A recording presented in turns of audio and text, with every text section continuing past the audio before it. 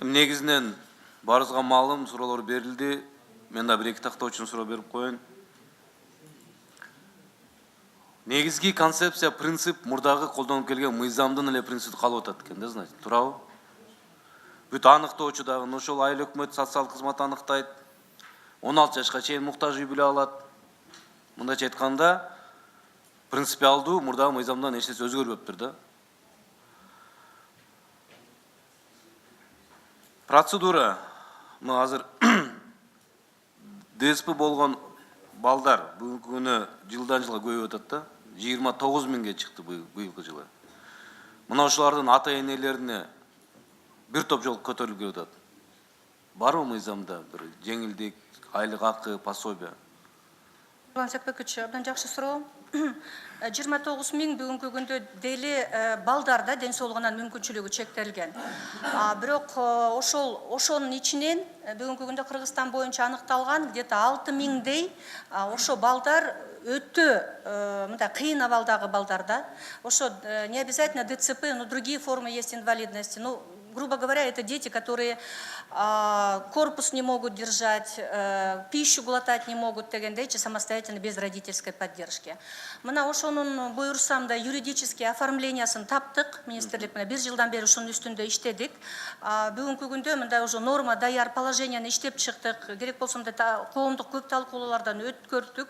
Бирок ошол эле баягы акча маселеси болуп атат да. Мына 6 миң ошо балага ата энелери ошол багып аткан балдарга айлык акы карап, анан эмгек стажы жүрүп турсун, баягы отчислениялары законный болсун деген нормага где-то бир 400 миллион сомго жакын акча керек болуп жатат да. Эми акчаны мен ойлойм табыш керек. Бул азыр мыйзам менен где-то бир 2 миллиард жакын каражат талап кылган силерге. Анын ичинде 400 миллион. Кийинки коэффициент аз айтып кеттиңиз, Сүйүнч Пулга Нарын областы башкалар макул болуп атат деп, эми бардыгын албетте сурап чыккан жоксуздар силерчи. Бирок пенсия жана башка айлык акы стандарт бар да, ошол коэффициент кошулат. Ошол жагынан кандай кабыл алат экен эми? Ооба, любые эмеде жазылган, любые социальные выплаты должны быть в соответствии с законом о высокогорье депчи. Бирок биженде ошол баягы эле ошо жогорку кеңеште коомчулукта талкуу болгондо дагы ошондойлор көтөрүлгөн. Эмне үчүн кээ бир балага мындай төрөлгөндө мындай чоңураак сүйүнүшүбүз керек, башка балага мындай азыраак акча беришибиз керек дегенде.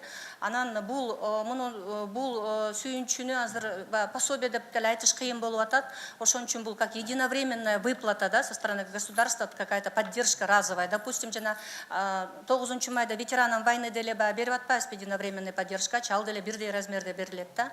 Ошон үчүн пособие эмес, мындай единовременная выплата дегенде без горного коэффициента болуп калып атат да.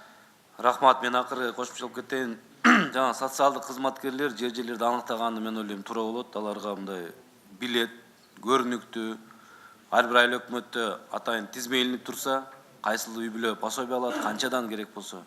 Ошондо мындай коомчулукта өзүн-өзү мындай регулировка кылып алат да. Рахмат.